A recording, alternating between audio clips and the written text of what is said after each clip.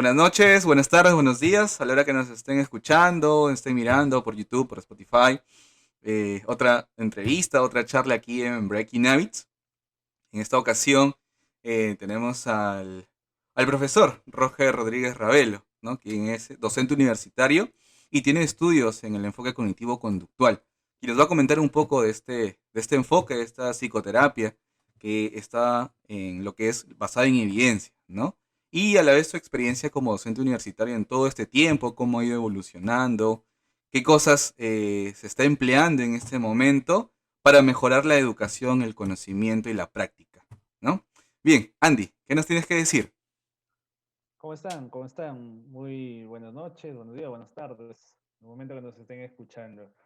Muy contento de continuar con una nueva entrevista, con una nueva conversación, donde vamos a tomar temas definitivamente interesantes sobre aspectos relacionados a la psicología, en este caso desde el punto de vista de la docencia, cómo se viene presentando desde la experiencia de nuestro invitado que está el día de hoy con nosotros. Y bueno, la finalidad siempre es aprender un poco más, crecer personalmente, desarrollarnos de manera integral con esos contenidos que vamos presentando en cada entrevista. Así que bienvenido, profesor Roger, gracias por estar en este espacio y bueno, coméntenos un poco, bueno, presentes en todo caso también para poder conocerlo un poco más y empezar con esta charla amena el día de hoy.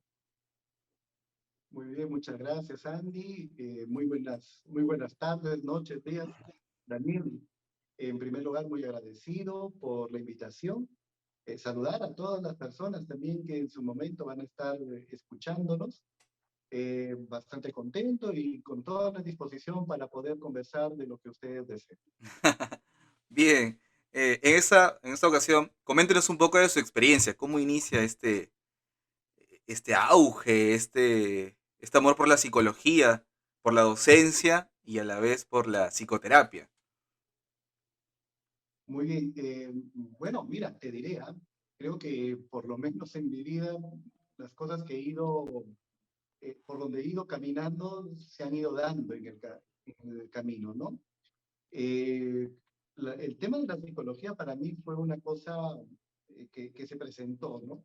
Siempre me ha gustado mucho esta parte del lado humano, pero en mis tiempos prehistóricos pues no había psicología en Trujillo, ¿no? La única universidad era la Nacional, entró a la UPAO, pero la UPAO tenía carreras que no eran, no me inclinaban para nada, ¿no?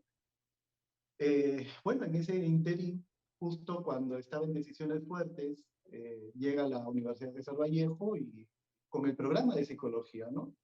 Así que en el año 1992 empieza todo este idilio y mira cuánto tiempo ha pasado que ya seguimos en el mismo camino, ¿no?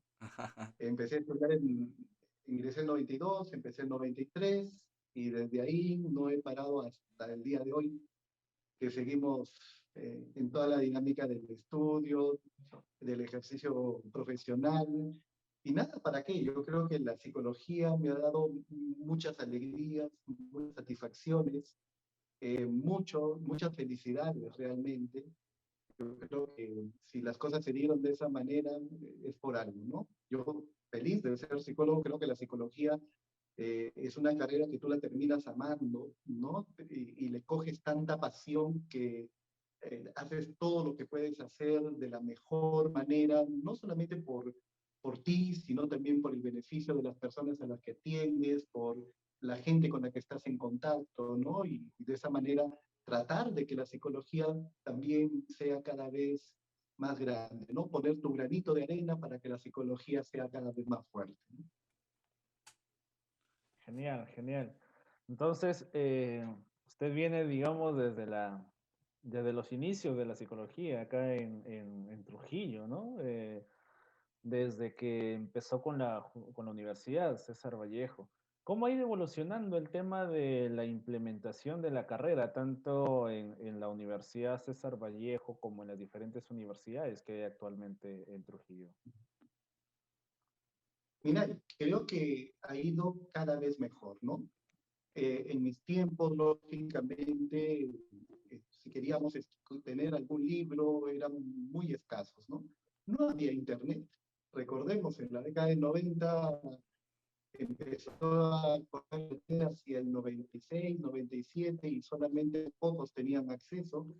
Eh, tu hora de internet te costaba 5 soles y 5 soles en esos tiempos, ya se imaginan, era un mundo de plata. Era mucha plata. Entonces, tratar de buscar fuentes, ¿no? Fuentes de información era muy complicado realmente. ¿Ah? Sí, teníamos acceso a alguna información que nuestros docentes, que venían principalmente de la capital, nos traían. Sí, se preocupaban mucho en darnos libros, ¿no? Separatas. Entonces, sí hemos tenido una formación nosotros, creo, bastante sólida, ¿no?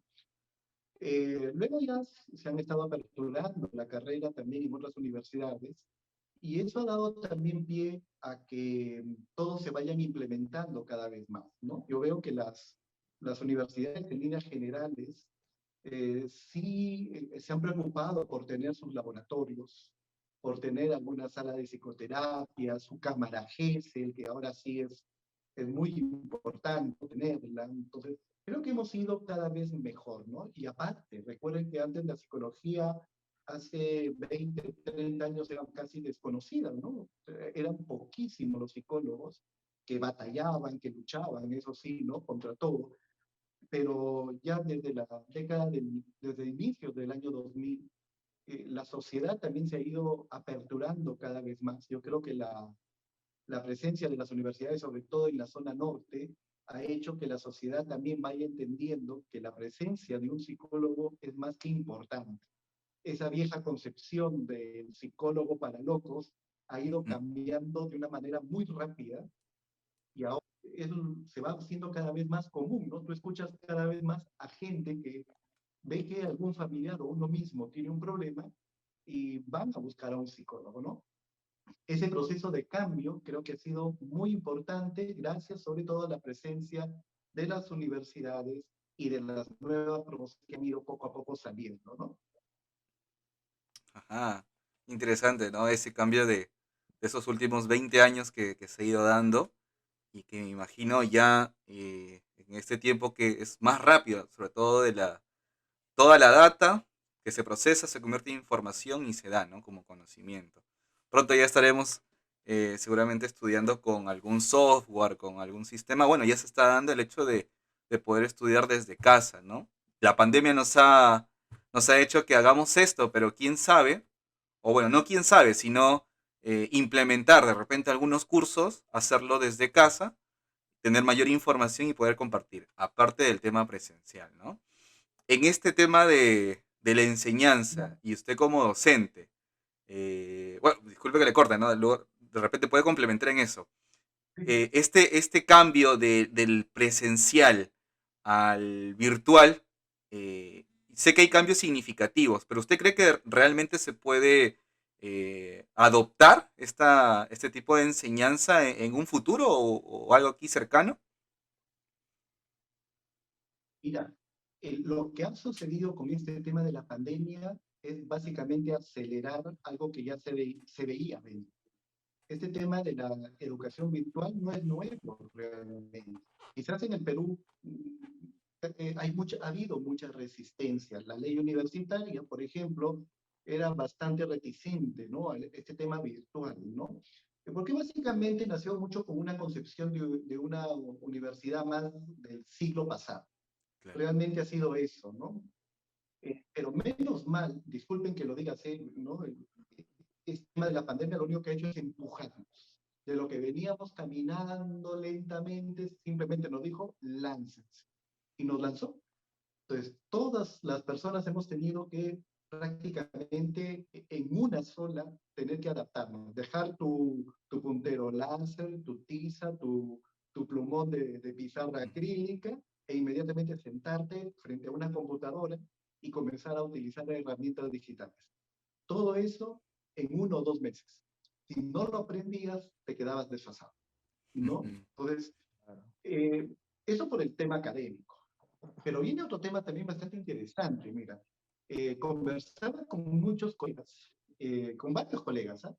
Sobre todo que ya no llevan cierta delantera en años y en experiencia, y varios se mostraban realmente reticentes a desarrollar formaciones a las enseñanzas virtuales y más aún a la consulta virtual. Y mira cómo son las cosas. Nuevamente, la pandemia que hizo, que simplemente las formaciones se hicieran online, que las consultas psicológicas también se hicieran online. Y ojo, sí, una consulta se puede llevar, no digo de la misma manera, pero sí se puede llevar de tal forma que podamos nosotros apoyar este proceso de acompañamiento a las personas, ¿no? Hay algo que sí es muy importante, creo yo, que no todos están hechos para este sistema virtual. Requiere de muchas cosas. Creo que la principal es que tú hayas desarrollado cierta autonomía, cierta madurez, cierta independencia, porque yo no sé qué estás mirando, por ejemplo, te veo a ti, Daniel, a Ajá. Andy, pero yo no sé si realmente me están viendo a mí en la pantalla o están viendo otras cosas. De repente su correo electrónico, su Facebook, no lo sé, ¿cierto? Claro. Como que también mis estudiantes no saben si es que yo realmente estoy con ellos conectado o estoy viendo en este momento un documento que les voy a entregar. No, depende mucho de la responsabilidad que cada uno de nosotros haya desarrollado. Entonces, no es tanto que la educación virtual no funcione, sino que tenemos la madurez es suficiente como para desarrollar un proceso virtual. Ahí viene un poco el gran detalle. Hay muchas otras cosas más, pero creo que la más importante es la madurez que tenemos para poder sobrellevar estas cosas, ¿no? Claro, claro que sí. Bueno, actualmente también estamos ya hace algún tiempo en la era digital, ¿no? Y hemos pasado una nueva era en donde muchas cuestiones del mercado ahora se vienen realizando mediante medios virtuales. Una de ellas es la educación, pero también tenemos otros, digamos, otros rubros que también ya antes eran de otra manera y ahora se están dando de manera digital, de manera virtual. Actualmente hay varias plataformas también virtuales en donde también podemos estudiar algunos temas de formaciones psicoterapéuticas, terapéuticas y donde y hay un contenido realmente interesante, ¿no? Y bueno, en lo que respecta a nuestro contexto. Nosotros, o lo que nos comenta, lo hablamos o lo podemos ver desde el punto de vista de la persona activa en el proceso de enseñanza-aprendizaje, ¿no? Es decir, como el docente, en el caso de usted, y ya que hablaba también de temas de terapia en virtual, nosotros como terapeutas o como psicólogos que atienden a otras personas. Entonces mi pregunta va, ¿cómo cree usted que se viene presentando la respuesta o las reacciones de las personas que reciben los mensajes o las personas que reciben la información? En este caso hablamos en el ámbito académico de alumnos en diferentes contextos, sea en universitario o inclusive en el tema de colegios, de instituciones educativas, ¿no? Y por otro lado también cómo recibe la información o cómo se adapta también el consultante en un espacio de consulta psicológica o psicoterapia, digamos. Bueno, yo me sujetaría un poco a esta palabra que tú has estado mencionando, Andy. Nos estamos adaptando. No está siendo fácil. En el tema académico, por ejemplo, creo que poco a poco debemos ir entendiendo cómo funciona este sistema virtual, ¿no? Por ejemplo, hemos estado acostumbrados en la parte presencial a trabajar 2 horas y media, luego un pequeño corte y cogías otras 2 horas. Pero ese mismo sistema de trabajo en la virtualidad no funciona mucho. La gente se distrae más rápido. Tú tienes que trabajar en pequeños bloques y dar pequeños descansos para que la gente nuevamente se pueda conectar, ¿no? Los docentes podamos entender eso, nos está costando. Cuando nosotros empezamos, por ejemplo, y varios colegas conversábamos sobre eso, coincidíamos en que cogíamos el mismo sistema de presencialidad y veíamos que los estudiantes pues se cansaban, ¿no? Y cuando uno escuchaba y preguntaba y el tiempo de respuesta era un poco mayor, entonces nos damos cuenta que efectivamente, ¿no? La virtualidad implica hacer modificaciones en la forma de la enseñanza, ¿no? Y en la parte terapéutica, definitivamente vamos por el mismo camino. Yo creo que las personas poco a poco están aceptando más, no solo por el hecho de que una consulta presencial es también bastante riesgosa. Mira cuánta gente que ha hecho de otras profesiones, ¿ah? Que han hecho consultas presenciales han terminado contagiándose del COVID, ¿no? Ujú.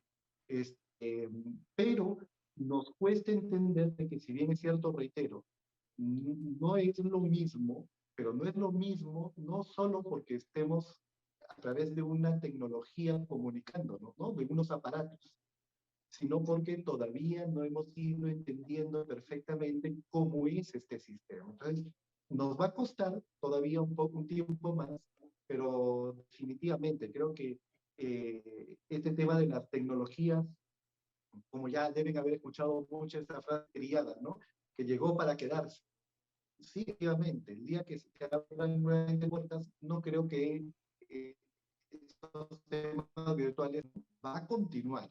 Se van a elaborar programas, van a haber sistemas especializados para que uno pueda trabajarlos, ¿no? Mira tú, estamos, por ejemplo, en la universidad en este momento trabajando algunas actividades, algunos programas con la escuela de sistemas, por ejemplo, ¿no? Para desarrollar algunos software que nos permitan hacer determinadas actividades dentro del proceso de enseñanza de la psicología, ¿no? En algunos cursos en particular. Entonces, y así regresemos a la presencialidad, estos programas que estamos trabajando se van a quedar. No los vamos a descartar, no es para el momento, es para que se queden y se continúen y se perfeccionen hasta donde podamos, ¿no? El tema de la consulta creo que va por el mismo camino. Ajá. Interesante, interesante el hecho de poder a la vez estar más conectados, ¿no? Tal vez físicamente no, pero a través de la red rápida la información se brinda, ¿no?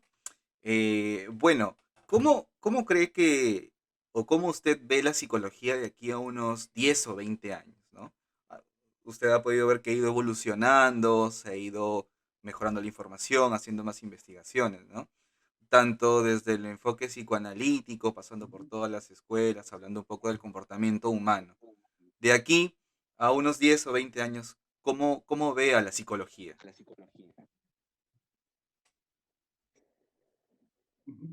Mira, mira Daniel, las personas no somos las mismas, incluso biológicamente están cambiando. Hace poco estaba escuchando, por ejemplo, una conferencia que se había dictado por una universidad de la capital y un odontólogo, ¿no?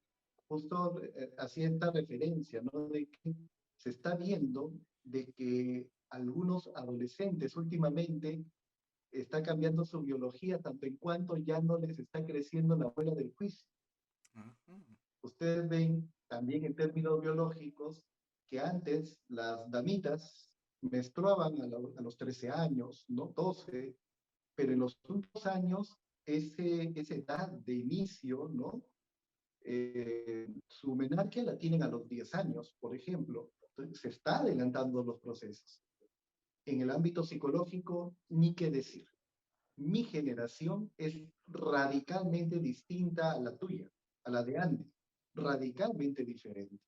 Si antes hablábamos de una diferencia generacional entre padres e hijos, ahora estamos hablando de diferencias generacionales entre hermanos cuya diferencia de edad es de 5 años aproximadamente, porque todo cambia de una manera vertiginosa.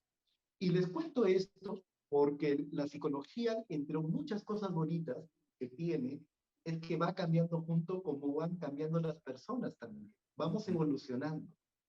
Les decía, en la década del 90, cuando nosotros hacíamos nuestras prácticas, por ejemplo, nos decían los psicólogos, ah, ¿qué es eso? No cuenten, nos decían a qué se dedican. Te hablo del 96, 97, 98. Mira, ha pasado prácticamente 20 años, ¿no? Y la gente, 20, 25 años, y la gente, muchos, muchísimos, ya saben que es un psicólogo, ya saben a qué se dedica. Yo creo que la psicología, con todos estos, con todas las investigaciones que se vienen haciendo, ojo, investigaciones propias de acá, de nuestro Perú, en Latinoamérica, ¿no? Eh, Está fortaleciéndose de tal manera que poco a poco está ganando su espacio, un mayor espacio, ¿no? Lamentablemente sí, y eso hay que reconocerlo también, especialmente los peruanos solemos cambiar nuestros esquemas mentales un poco lento. No nos desaprendemos de las cosas, no dejamos ir las cosas con tanta facilidad. Nos arraigamos mucho en nuestras tradiciones, en nuestros pensamientos, digamos, heredados de generación en generación. Entonces, todo eso hace que los procesos de cambio sí sean un poco más lentos. Pero de todas maneras, la fuerza con la que se viene, ¿no? Los cambios de la sociedad son tan fuertes que obligan a que las personas vayamos tomando referencias distintas también, ¿no? Y la psicología una fortaleza en ese sentido, ¿no? Yo creo que de acá a unos 10 años, la gente, ir al psicólogo va a ser tan común como llevar a tu hijo para que se haga un chequeo médico cada año. Sería importante llegar a ese punto, ¿no? El hecho de que una consulta psicológica sea bastante natural, bastante común, como menciona, como llevar a cualquier otra consulta con otro especialista, ¿no? O es más, como si fuese un chequeo de rutina, ¿no? Como si tuviéramos que ir al psicólogo también para ver si es que podemos no solamente trabajar algunas cuestiones personales o problemas personales, sino incluso para no limitar la función del psicólogo al hecho de apoyar cuestiones de problemas, sino solamente cómo el psicólogo nos podría ayudar también a potenciar nuestras habilidades, a potenciar nuestras capacidades, ayudarnos a ser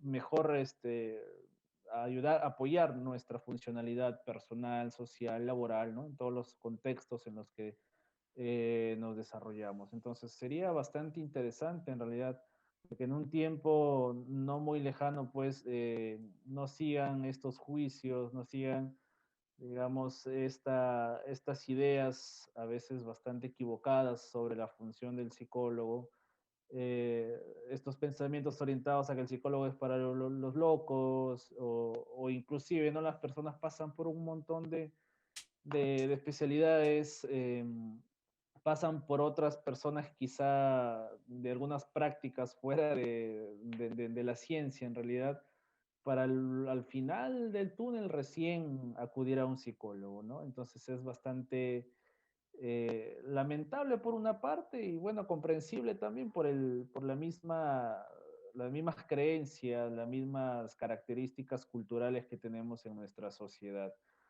Bien, ¿cómo desde Pero su fíjate, experiencia, claro, desde su experiencia, cómo ha venido evolucionando el tema? A mí es algo que me llama la atención. Inicialmente parece que el auge de la psicología estaba más orientado o era más captado por personas, eh, por mujeres en este caso, por mujeres. Cuando yo estudiaba en el 2012 que empecé yo, recuerdo que en varios cursos éramos un varón o dos varones a las justas en algunos cursos, ¿no?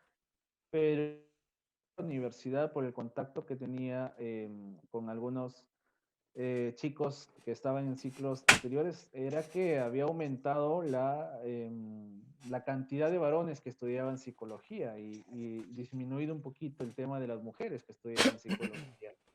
¿A qué cree que se debe esta cuestión de cambio también en el tema de las mujeres y los varones respecto al estudio de la psicología? Es más, creo que anteriormente pensaban que el varón que estudiaba psicología como que tenía una opción sexual algo, ¿no? Algo alejada de lo que es la heterosexualidad, ¿no? Porque en muchas ocasiones también había escuchado eso. Coméntenos un poco al respecto. sí, mira, pero te diré que eso no solamente pasa en la psicología, sí hay todavía una proporción de mujeres mayor que la de hombres. definitivamente. Ujú. Sí es cierto también que un poco más de varones en relación a años anteriores, un poco más de hombres ahora estudian psicología, ¿no? Lo mismo podríamos decir de la ingeniería. Mira, en mis tiempos prehistóricos, ver a una mujer en la facultad de ingeniería era una cosa de loco. El que menos decía, bueno, es la hermana de alguien, pero nadie se imaginaba que Claro. era un estudiante de una carrera X de ingeniería, ¿no? O es la enamorada, no. Era una o dos estudiantes, ¿no? Que estaban ahí. Ahora ya no. Mira cuántas mujeres estudian ingeniería civil, ingeniería mecánica, ¿no? ¿Qué significa esto? De que las carreras que antes se tenía un esquema, ¿no? Habían carreras para hombres y carreras para mujeres. Esos cambios han ido dando de una manera cada vez más acentuada, de tal manera que ahora ya la gente no piensa tanto en tal o cual carrera para un varón o para una mujer.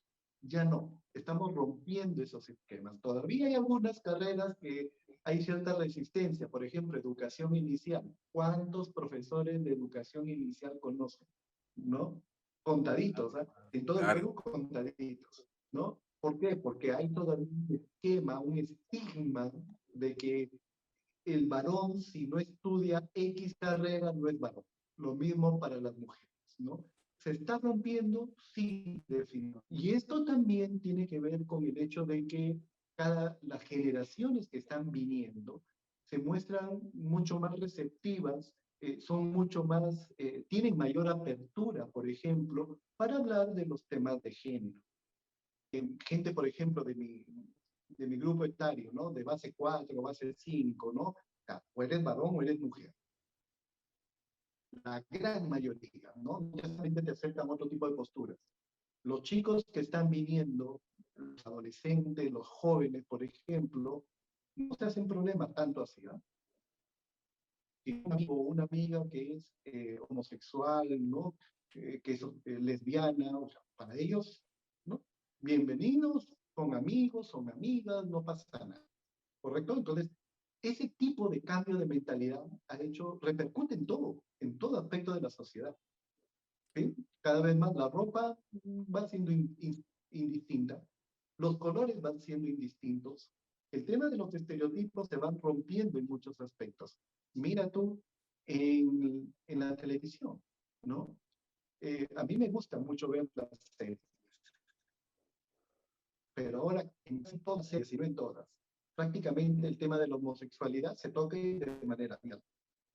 Entonces, prácticamente los chicos están creciendo dentro de esa visión, de que este es un mundo que piensa diferente, que siente diferente, y se muestran más en ese plano de aceptación. Entonces, las carreras, olvídense, ya vamos a llegar a un punto en el cual ese ya no es un tema de conversación, ¿no? Y está aquí, cercano, realmente, más cerca de lo que se imagina. Entonces, vamos a ver qué pasa con la psicología, ¿no? De repente por el tema de no tienes que escuchar, ¿no? Y a las mujeres les gusta más hablar, más escuchar. No, pero vemos que los hombres están hablando de este tema de la relación de escucha, por ejemplo, ¿no? Entonces, no, nada, ya prácticamente no hay sexo para las carreras. estamos deconstruyendo un poco este aspecto, ¿no? Y está bien porque las sociedades cambian, Transformado. claro, sí, las sociedades cambian, todo comienza a cambiar, también comenzamos a ser más empáticos, ¿no? Más pacientes en algunas cosas que de repente personas de antaño no aceptaban por creencias, por ideologías, etcétera, ¿no? Entonces, el ser humano creo que está en un momento donde tiene que emplear todos sus recursos para poder aceptar al otro tal y como es, así tal cual, tal y como es, para convivir en este espacio, ¿no? En este mundo, y ser pues felices básicamente, ¿no? Bien, estaba concentrándome y estaba analizando un poco sobre lo que usted comentaba en este aspecto, ¿no? Entonces, para llegar a este punto, para aceptar este punto, quiere decir que se ha hecho una pregunta, se ha investigado y se ha tenido la evidencia suficiente para demostrar que algo está siendo real, que algo está siendo cierto. En este caso, estamos en el auge de la práctica basada en evidencia, ¿no? Tanto en la psicología como en la psicoterapia. Entonces, ¿qué tan importante es para el próximo estudiante que de repente está escuchando o está viendo esto, o el ya estudiante universitario de psicología y también de otras carreras, claro está, ¿no? No nos encerramos solamente en la psicología. El hecho de la evidencia, de demostrar que cuando yo estoy hablando de algo, me está respaldando ese tipo de investigación y que es algo real, no es algo que alguien se lo inventó. ¿Qué tan importante es poder enseñar esto en las aulas? Mira, ¿qué tan importante es? Muy importante. Te diré, cuando mis alumnos escuchen o vean este podcast, se van a reír. Yo tengo alumnos de segundo ciclo, llevamos el curso de sexualidad, y una de las cosas que yo les exijo es que cada vez que intervengan tienen que hablarme sobre la base de un paper, una investigación. Tienen que Ajá. fundamentar sus respuestas con investigaciones en manos. Si no, la anécdota es bonita, pero te sirve para, qué bonito, ¿no? Nada más, pero no te sirve mucho para querer entender más el sustrato científico de la conducta, ¿no?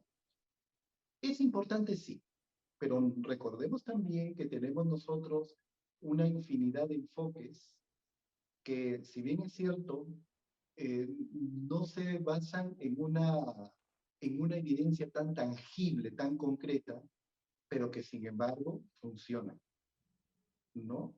Las terapias gestáticas, por ejemplo, humanistas, las terapias humanistas, por ejemplo, no es que no tengan evidencia científica, no, sí la tienen, pero no la tienen en la dimensión, por ejemplo, como una corriente cognitiva, ¿no? Por lo menos en la cantidad de información que se puede haber generado sobre un asiento científico. Pero funcionan, y funcionan bastante bien, ¿no?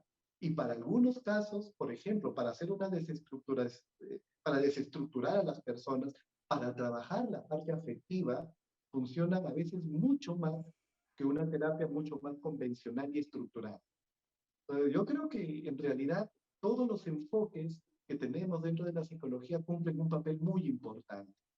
Cada uno trata de responder un misterio de la persona. Y ustedes saben que las personas, pues, somos un cúmulo de muchas dimensiones, ¿no? No hay un enfoque que responda a todos. Hasta el momento no existe. Quizás alguno responda más en algunos aspectos. Por ejemplo, las terapias cognitivas funcionan bastante bien con las adicciones, por ejemplo, ¿no? Con todo lo que tiene que ver con, por ejemplo, trastornos alimenticios, funcionan muy bien. Pero, repito, algunos enfoques humanistas funcionan mucho mejor si se trata de manejar aspectos afectivos, aspectos emocionales. Ojo, ustedes saben que depende mucho también de las características de la persona.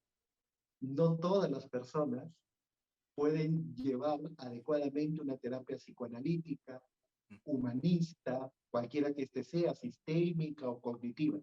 Como que cada uno por su propia filosofía de vida se adapta mejor a determinado tipo de enfoque, ¿cierto? Entonces, la idea es cómo podemos hacer una buena armonía entre las características de la persona que necesita el apoyo, el terapeuta y el enfoque que éste maneja, ¿no? Entonces, no, yo creo que la ciencia, porque la psicología es una ciencia, es muy importante que nosotros vayamos formándonos dentro de este ámbito científico, ¿no? Con reportes tangibles, ¿no? Pero no nos olvidemos que en la vida del ser humano no todo es esto, ¿no? Claro, definitivamente. Pasa que a veces se trata de adaptar más o menos la experiencia de las personas a un modelo terapéutico, ¿no? Entonces, esta persona tiene que sí o sí tener este modelo terapéutico para mejorar. Sin embargo, se piensa más, creo yo, en el modelo o en la técnica o en el modelo terapéutico más que en la experiencia y la complejidad, ¿no? de las experiencias y las percepciones de las personas sobre los propios problemas que tienen, ¿no? Entonces, por ahí partimos de un problema de cortar a las personas a la medida de la terapia y no cortar la terapia a la medida de las personas. Entonces, eso por un punto, y justamente el hecho de todo lo que tiene que ver con terapias basadas en evidencia, o psicoterapia basada en evidencia, bueno, en definitiva parte de un modelo médico, porque donde nació todo lo que tiene que ver con evidencia es en la medicina basada en evidencia. Pero es algo importante en realidad, porque el reporte de las investigaciones nos ofrecen en realidad la toma y nos ayudan en la toma de decisiones sobre modelos terapéuticos para tal o cual caso. Que definitivamente, tal y como menciona, por ejemplo, adicciones quizá ya esté, bueno, las características sintomatológicas definitivamente son bastante marcadas, observables, ¿no? Entonces hay modelos probados que podrían ayudar más que otros quizá. Pero cuando hablamos de la complejidad de la experiencia, de la complejidad de la personalidad, de la complejidad de las percepciones, de las emociones de las personas, una vez escuché algo, ahí me dijeron, hay terapia para problemas identificados y hay terapia para problemas no identificados. No lo he leído en algún texto, lo escuché nada más en una conversación con un amigo de Argentina, porque Argentina tiene su corte bastante psicoanalítica, entonces este, ellos lo consideran así, a tal punto de que, por ejemplo, cuando hablamos de la psicoterapia gestal, en realidad abarcamos la experiencia humana, obviamente por eso es humanista, ¿no? Pero y eso es algo no identificable en el sentido de que no hay una causa, no hay una causa que importe en el proceso, no hay quizá algún pensamiento que se tenga que identificar y a partir de eso de construir toda una realidad que se ha construido, que fundamente el problema, ¿no? Pero cuando hablamos quizá de, por ejemplo, trastornos de conducta alimentaria, el tema de adicciones, bueno, ya hay cuestiones bastante observables conductuales, observables que definitivamente se tienen que trabajar y este modelo calzaría muy, muy bien, ¿no?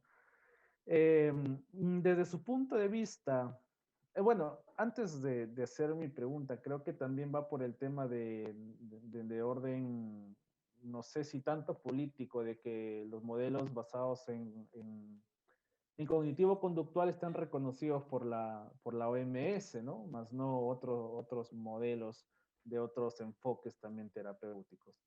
Desde su experiencia como docente y también um,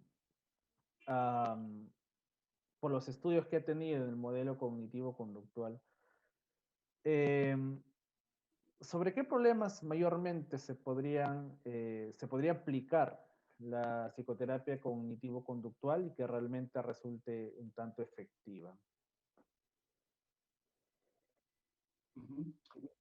Mira, como tú dijiste, quizás uno de los puntos sobre los que se tiene bastante influencia, ¿no? Y los logros son mucho más destacados, tienen que ver con este sustrato de las adicciones, ¿no?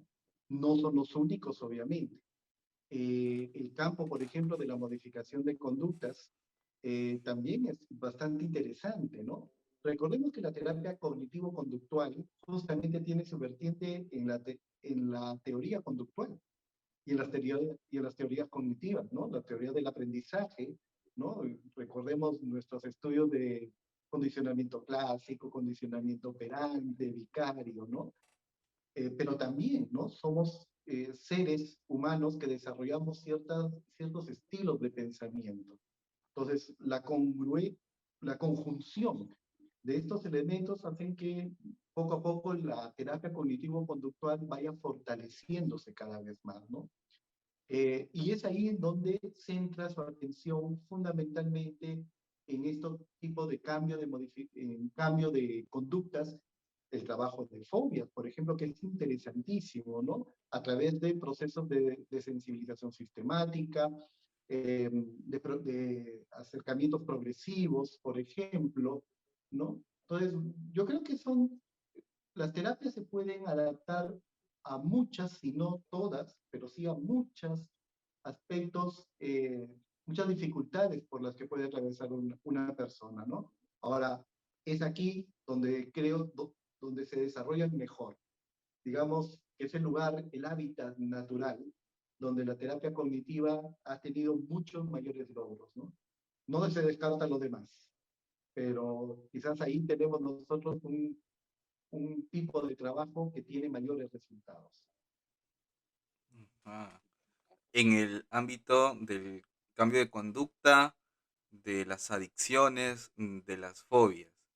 ¿En qué otro aspecto también estaría muy involucrado el tema del enfoque cognitivo-conductual, donde se puede evidenciar el cambio, no sé, de las sesiones que proponga el psicoterapeuta, ¿no? En este aspecto? Porque de repente puede venir un adolescente y que diga que tiene problemas existenciales, ¿no? No sabe qué hacer o no sabe qué estudiar, o está a mitad de carrera y diga, caramba, estoy en una carrera que no me gusta, ¿no?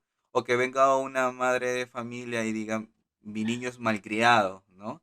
O que venga una pareja que está ahora en tema principal, ¿no? Si es que el enfoque cognitivo-conductual tiene tanta eficacia al momento de ser aplicada. Claro, Daniel, definitivamente. ¿Por qué? Porque partimos de los esquemas, los tipos de pensamiento que las personas tenemos. Y todos tenemos alguna forma de pensar, ¿correcto? Estos esquemas que normalmente se han ido configurando desde que hemos sido pequeños, ¿no? Y a lo largo de nuestra vida le hemos ido dando forma, nos hemos ido moldeando hasta que finalmente establecemos ciertos parámetros, ¿no? ¿Qué hace la terapia cognitivo? Simplemente comienza a reestructurar ese tipo de pensamiento. Tú me dices, por ejemplo, y es muy interesante, la terapia cognitiva cuando se trabaja con los padres, ¿no? Ujú. En la medida que tú le preguntas a un padre o una madre que tiene un hijo de 5 años, por ejemplo, ¿y qué piensa? Dígame en una palabra. ¿Qué significa su hijo para usted o su hija? Ah, lindo, travieso, sincero, inocente, dócil. O sea, te van a dar una serie de términos que tienden al lado afectivo, al lado positivo, ¿no? Pero no te van a decir algo, o difícilmente te dirán algo negativo, ¿no? Como quiere, esa forma de pensar que yo tengo en relación a mi hijo es lo que normalmente orienta mi actuar. Si yo creo que mi hijo es lindo, bechocho, hermoso, ¿no? O sea, a sus 5 años, lo más probable es que difícilmente le deje hacer cosas. Lo voy a sobreproteger. Y cuando siga creciendo, yo siempre voy a estar ahí a su lado, tratando de hacer todo lo necesario para que tenga el menos dolor posible, lo menos de dolor, ¿correcto? Transforma ese tipo de pensamiento, porque si no lo haces, ese hijo o hija está condenado a ser una persona inútil en la vida, que no va a saber ni siquiera hacer un trámite, ¿no? Imagínate, o sea, que vaya siquiera, ¿no? A pagar un recibo de luz o agua, se va a hacer un mundo, no va a saber cómo hacerlo, ¿no? Claro. Entonces, la reestructuración de pensamientos en los padres, en la pareja, que es una cosa maravillosa también, ¿no? Porque todo parte de la concepción que yo tengo de mis padres, por ejemplo, ¿no? Cómo mis padres me han enseñado a ser una persona y a ser pareja, no solamente por lo que yo he visto en ellos, sino porque desde pequeño de repente mi madre me decía, mira, tú tienes que hacer, te estás formando para hacer, ¿no? Te estás formando para trabajar, te estás formando para trabajar, ¿no? Y atender a tus hijos. Y esas cosas son las que se van programando dentro de cada uno de nosotros. Entonces, por eso les decía, el bagaje, el campo de acción de la psicoterapia cognitiva realmente es bastante amplio y responde mucho a lo que las personas pensamos acerca de algo, ¿no?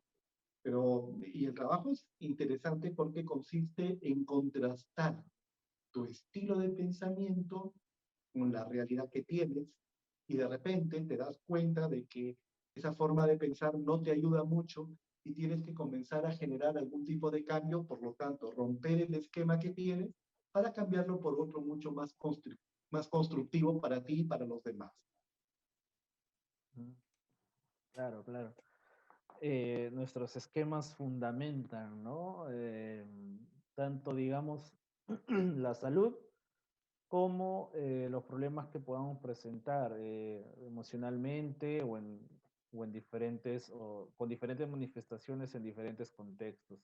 Y les hablamos justamente de cómo nos vamos programando desde que somos pequeños y cómo los padres también programan de alguna manera con, a veces, yo creo que respecto a los padres, emiten algunos comentarios que pueden parecer bastante inocentes de alguna manera, pero yo creo que con los niños hay que tener bastante cuidado en el sentido de que a veces pues, le podemos jugar bromas con frases que son bastante, que pueden tener bastante peso emocional y a las finales en lugar de que es una broma, ya se va por ahí programando, ¿no? Algunos esquemas, algunos pensamientos que pueden fundamentar más adelante algún, quizá algún problema emocional, algún problema conductual, ¿no? De orden cognitivo. En la actualidad también se viene presentando, está bastante el auge de las terapias de tercera generación, ¿no? De la tercera ola, definitivamente todos estos modelos terapéuticos basados de alguna manera en el modelo cognitivo también conductual, pero obviamente también tomando algunas prácticas de filosofía oriental, de filosofía eh, occidental, de temas de meditación, de temas de planteamientos quizá budistas, también ahí sale la meditación, la atención plena, el mindfulness, ¿no? Que es la meditación también. ¿Cómo lo ve desde el punto de vista académico la implementación en nuestro contexto de estos modelos de tercera generación? Hablamos del DBT, hablamos de ACT, entre otros modelos terapéuticos que se vienen presentando actualmente. Mira, Andy, bienvenidos. Realmente, este mundo es bastante grande para todos, ¿no? Claro, claro. A mí me parece muy interesante porque recuerda una cosa, los enfoques o las corrientes también van apareciendo en función de las necesidades y las realidades humanas. Tú ves un mundo mucho más estresante, la ansiedad la encuentras en cada persona por la que te cruzas en la calle. O sea, el tema es bastante complicado, o sea, que no lo solucionas necesariamente poniendo a una persona sentada que comience a hablar acerca de su vida, que comience a tratar de encontrarse con su mundo interior, que hagas una reestructuración cognitiva. Mira, la meditación a mí me parece una gran cosa, partiendo de ella. Es más, alguna vez creo que les decía a mis hijas, yo estaría feliz que en su colegio les enseñaran por lo menos 10 minutos de meditación, aunque sea, por lo menos, porque es necesario. Mira, qué interesante sería que incluso en los trabajos, en las instituciones académicas, en cualquier lugar, todos estos aspectos que las corrientes orientales van introduciendo, los, siquiera algo pudiéramos incorporar en nuestra vida, creo que seríamos de alguna manera un poquito menos estresados, un poquito menos ansiosos, por lo menos un poquito. Ahora, lo que sí hay que tener muy en cuenta es que si tú vas a desarrollar un enfoque, hazlo bien, prepárate bien, estudia, domina las técnicas y practícalas con la responsabilidad que eso conlleva, ¿no? Entonces, no creo que el coaching, por ejemplo, que mucho se habla, no, disculpe que me salgo, coaching es una herramienta, no es un enfoque definitivamente, pero el coaching ayuda mucho, ¿correcto? Un buen coach hace mucho bien a mucha gente, pero ojo, como herramienta de trabajo, porque no es un enfoque terapéutico, reitero. Ni la panacea Pero tampoco. bien, claro, no te va a solucionar los problemas, ¿verdad? Con eso la gente no se va a dejar de quitar la vida, no se va a separar de la esposa, del esposo, porque al fin yo ya estoy fuerte. No, no es así, ¿no? Pero ayuda mucho cuando es bien manejado. Entonces, yo lo que sí creo es que necesitamos que la gente se meta de lleno un enfoque. Disculpen, una opinión muy personal. A mí se me parece un poquito, yo sí me peleo un poquito con los con los colegas eclécticos, ¿no? Que cogen un poco de lo cognitivo, de lo Mm, humanista, se pasan por las terapias narrativas y se van por... No, o sea, y al final termina siendo todo eso un chamba. mm. Finalmente, ¿quién eres? ¿Qué eres? ¿Qué haces? Por eso se dice, ¿no? El que mucho abarca, poco aprieta. El que hace mucho es que hace casi nada, ¿no? No. Y además, recordarás, Diego, creo que, Diego, Daniel, perdón. Siempre me confunden con Diego. Esa es una anécdota que me la voy a llevar Con siempre. Daniel. Creo Pronto que contaremos esa anécdota. Pronto, pronto.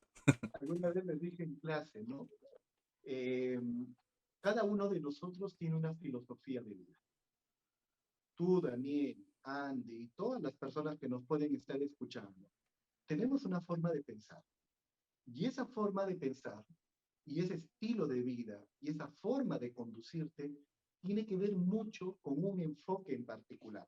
Yo lo creo así. Si alguien está en desacuerdo, bienvenido en desacuerdo. Yo lo veo de esa manera. Difícilmente yo me veo como psicoanalista. Y es un enfoque buenísimo. Tiene mucho éxito en muchas de sus intervenciones, ¿no? En sus intervenciones. Pero mi forma de ser no es para ello. Algo quizás de humanista, ¿no? Pero yo tengo una forma de plantear la vida mucho más estructurada, mucho más esquemática, y por eso me adapto mejor a la terapia cognitivo-conductual.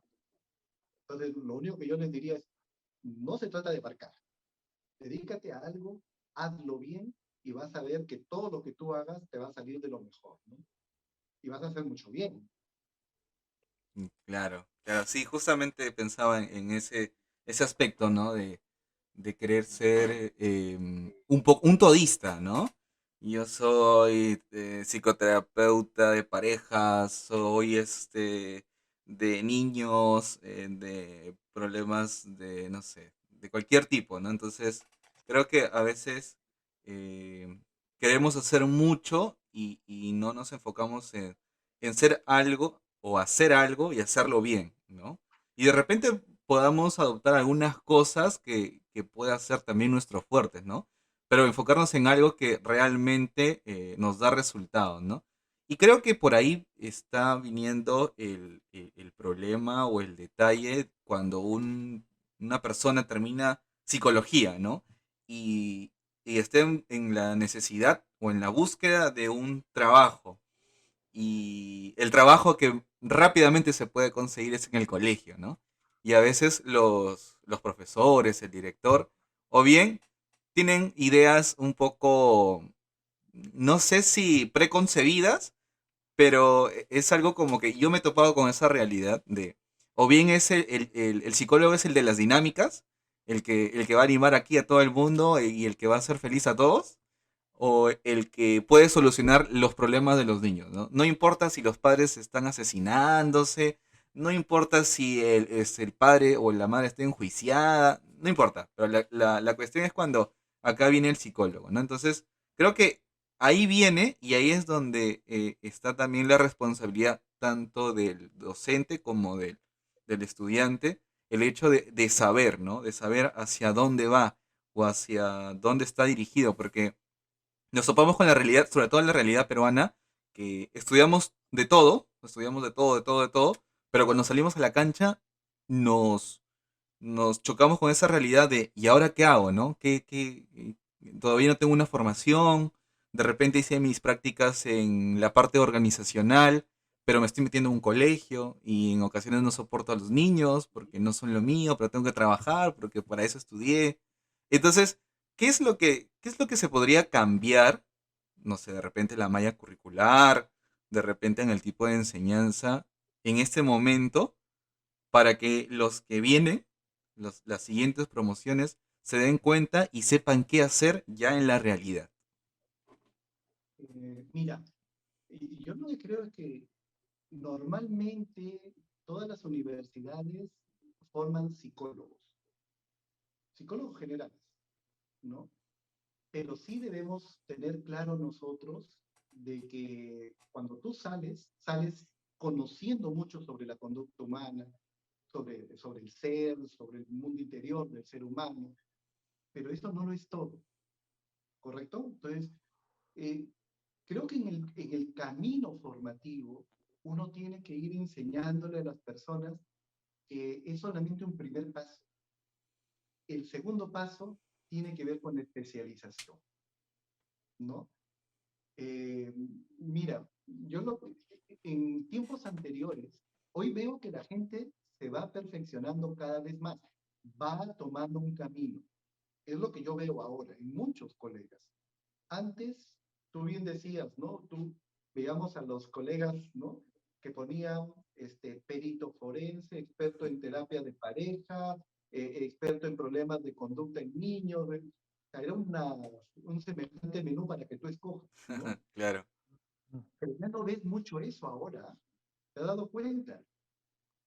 Ahora sí, la gente prefiere ya no chocar mucho con, ¿no? Cuando yo he intentado, por ejemplo, buscar algún colega, ¿no? Para que trabaje en determinado aspecto y voy y le pregunto, Daniel, ¿cuál es tu especialidad? No, yo trabajo solo con niños, no trabajo con adultos. Y eso es algo que a mí me parece muy interesante porque significa que las personas estamos entendiendo mejor que no podemos ser todistas. Eso no se puede. La idea es perfeccionar en algo, pero es un camino que cuando ustedes me decían, ¿y acá cómo ves a la psicología de unos 10 años? Bueno, yo creo que vamos a estar muy fortalecidos y muy posiblemente tomando líneas de especialidad, que es lo que la gente está haciendo ahora. Y eso es lo que vemos en la universidad, por ejemplo, ¿no? Antes un docente dictaba a lo largo de 3 o 4 años, dictaba 10 cursos diferentes, Claro. ¿no? Ahora ya no. Ahora la idea es que tú tengas unos 2 cursos, ¿no? Más o menos de la misma área. Ya no te diversifiques, sino que tomes un solo camino. ¿Qué significa eso? Estamos entendiendo cada vez más que el camino no es dispersarse. El camino es buscar una sola vía por donde tú profundices, te prepares mejor y tu intervención, por lo tanto, sea mucho más efectiva. El camino está muy cerca, Daniel. Vas a ver que las generaciones que van a venir de acá a unos 5 años la van a tener mucho más clara. Es algo, y disculpen que me salga un poco al tema de los médicos, ¿no? Cuando un estudiante termina su carrera, sale como médico general. Médico general, ¿no? Entonces, ¿qué es lo que le queda de ahí? Aparte de ser sostenible y otras cosas, la especialidad, que es lo que cada vez más los estudiantes veo en las aulas que van teniendo mayor toma de conciencia. Ya saben que tienen que sacar o su maestría o su especialidad. ¿En qué?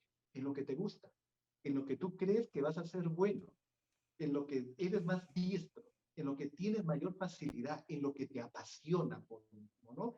El camino está muy cerca. Van a ver que de acá a poco vamos a tener esa corriente mucho mejor instalada y entendida, ¿no?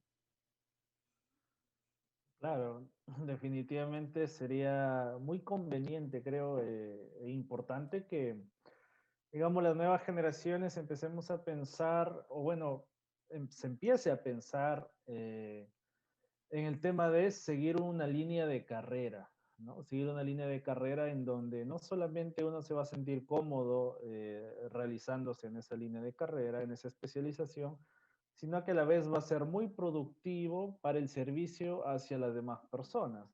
Porque a veces podemos dedicarnos a algo que no nos gusta, a pesar que es de la misma carrera, alguna especialidad que no nos gusta, pero lo hacemos por múltiples motivos, incluidos los económicos, y definitivamente llegamos pues a no ser productivos, a no desempeñarnos bien.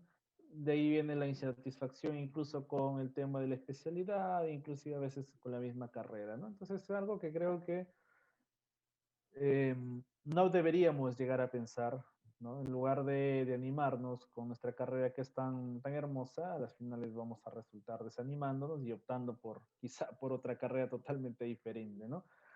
Eh, entonces el tema de la especialidad definitivamente es bastante importante. Respecto a la especialidad, cuando hablamos de especialidad, en este caso hablaríamos de seguir una línea de carrera en diferentes ramas de la psicología o de tener una especialidad que esté avalada y en nombre incluso de la nación. Entonces, entiendo, y esto quería decir diferenciarlo. Entonces, ¿a qué nos referimos con especialidad? Hacer una línea de carrera en el ámbito o en el campo de acción que nos gusta, o seguir una especialidad desde el punto de vista académico, es decir, tener un grado de segunda especialidad. Ujú. Mira, a ver, creo que depende mucho de lo que tú quieras y a qué te dediques, ¿no? Por ejemplo, cuando uno termina la carrera, perfecto, ¿ahora qué hago? ¿No? La gran pregunta de muchos, ¿no? ¿Sigo una maestría o sigo una especialización? La respuesta para mí más rápida es, si tú vas a seguir esta línea académica, te deben interesar los grados. Hacer tu maestría, hacer tu doctorado, si es que vas a seguir la línea académica. Es decir, vas a ser docente, vas a ser investigador, te debe interesar. Pero si tú te vas a dedicar a tener tu consultorio, a trabajar de repente para una entidad, pero en el ejercicio, ¿no?, permanente de la profesión, te debe interesar una especialidad, no tanto un grado. No tanto, no digo que no, no tanto un grado, ¿correcto? Te debe interesar una especialidad. Primer punto. Segundo, bueno, por ley sabemos que las maestrías y los doctorados tienen un tiempo mínimo y lo dictan básicamente universidades en el Perú. Eso lo sabemos por ley, ya, eso no se discute. Viene el otro punto que es mucho más complicado, las especialidades. Lamentablemente ahí sí creo que nos falta trabajar mucho, ¿no? Porque vemos cómo es que hay algunas instituciones que lanzan cursos de 6 meses, de 8 meses, con el título de internacional, porque traen a una persona de repente, o ni siquiera la traen, sino que es una persona de otro país que vive en la capital o que vive en un departamento cercano, entonces ya le ponen el ribrete de internacional, ¿no? Y lo malo es que a veces la gente termina engañada y se cree terapeuta, ¿no? Y termina haciendo más daño que otra cosa, ¿no? Lo que sí tenemos que cuidar mucho, y esto sí sería bueno que las personas que nos escuchen, ¿no?, que nos vean, lo tengan claro, es que tenemos que aprender a elegir dónde vas a estudiar. No se trata de que sea algo corto, rápido, para sacar un cartón y rápido tengas más trabajo. No, al final, tú sabes que el espacio donde nos movemos es conocido, sabemos, ¿no?, qué instituciones son buenas, qué instituciones son, bueno, un poco cuestionadas realmente, ¿no? Que básicamente están más por un tema mercantilista, ¿no? Porque se vive de eso, y qué instituciones realmente forman, ¿no? Una formación terapéutica no te dura menos de año y medio. 1 año y medio, 1 año 8 meses, 2 años, es lo que realmente demora una formación terapéutica. Una especialidad. Las dictan institutos de reconocida experiencia, incluso algunas universidades también, ¿no? En el Perú, en el extranjero, podríamos nosotros ver qué es lo que más nos conviene. Y otro detalle importante, los institutos o las universidades en donde se imparten estas formaciones de calidad cuestan. No, la pensión no te baja de 400, 500 soles en lo menos, ¿no? Lo más barato, si quieres verlo así. Hay formaciones que te cuestan muchísimo más, ¿no? Son carísimas. Entonces, no, yo creo que algo en lo que debemos nosotros apuntar mucho, si queremos a nuestra profesión, es con nuestra propia conducta, simplemente, ¿no? Ir dejando de lado aquellas instituciones que lucran más de la profesión y dirigirnos a aquellas instituciones que realmente garantizan una formación en las personas, ¿no? Creo que hay que aprender a hacer esa diferenciación para no dejarnos sorprender. Bien, excelente. Entonces, para tener siempre en cuenta hacia dónde vamos, ¿no? Y verificar sobre todo las fuentes, también ver las experiencias de otros alumnos que han podido llevar esa formación, dónde se están desempeñando, quiénes son los docentes también que imparten los cursos, ¿no?, en este aspecto. Bien, estamos ya a la hora ya básicamente de esta charla, esta entrevista que ha sido muy amena y sé que a muchas personas les va a interesar y les va a gustar.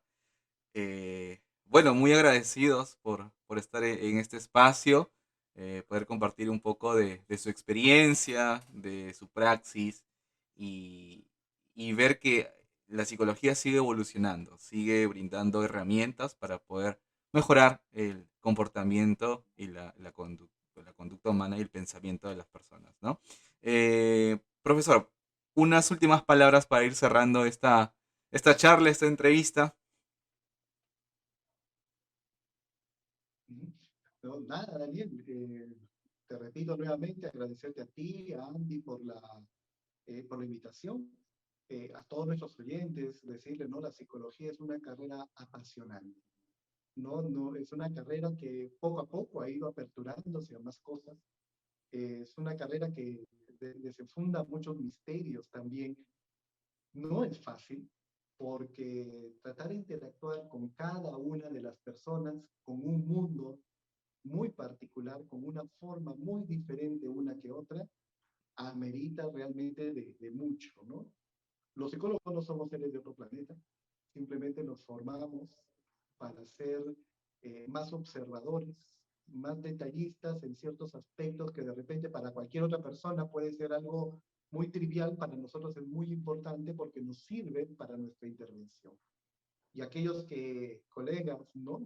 Y sobre todo aquellas personas que están saliendo de la universidad, quienes hemos abrazado este camino de la formación profesional, prepararse, no dejar de estudiar, no dejar de leer, de acá a poco tiempo van a ver que, y poco a poco, el mercado laboral se está haciendo tan competitivo, Daniel Andy, que el que deja de estudiar es un dinosaurio inmediato, peligro de extinción, así que luego no se queje, ¿no? Hay que seguir estudiando para poder estar siempre vigentes, ¿no? Así es, así es. Andy, las últimas palabras. Bueno, bastante, bastante contento, agradecido, profesor, por compartirnos sus experiencias, su conocimiento y por apoyar a las personas que, bueno, nos vienen escuchando, nos vienen siguiendo. Todos estos contenidos van elaborados, dirigidos con bastante aprecio para todas las personas que nos siguen, ¿no? La carrera de psicología es una carrera bastante amplia, con bastante campo de acción.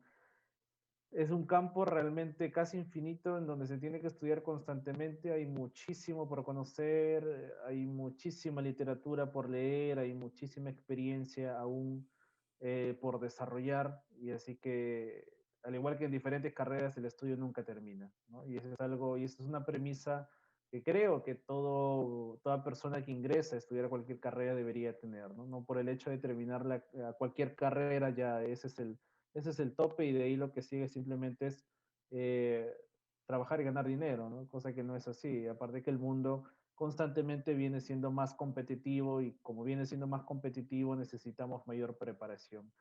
Y cuando trabajamos justamente con personas, porque no trabajamos con computadoras, no trabajamos con máquinas, con otras cosas, no, trabajamos con personas y las personas van evolucionando también y aparte que van evolucionando, tocar la naturaleza, tocar la complejidad de las personas implica también de bastantes cualidades, de bastantes aptitudes, de bastantes capacidades personales que también debemos desarrollar. Y eso también es cuestión no tanto de estudio académico, sino también de la propia práctica, de la propia experiencia que también poco a poco debemos desarrollar. Nuevamente, muy agradecido, profesor, y espero que en otra oportunidad nuevamente nos acompañe para compartir otros temas que definitivamente pueden ser muy interesantes y aportar a nuestra sociedad. Muchas gracias. Listo. Muchas gracias a todos. Nos vemos en la siguiente.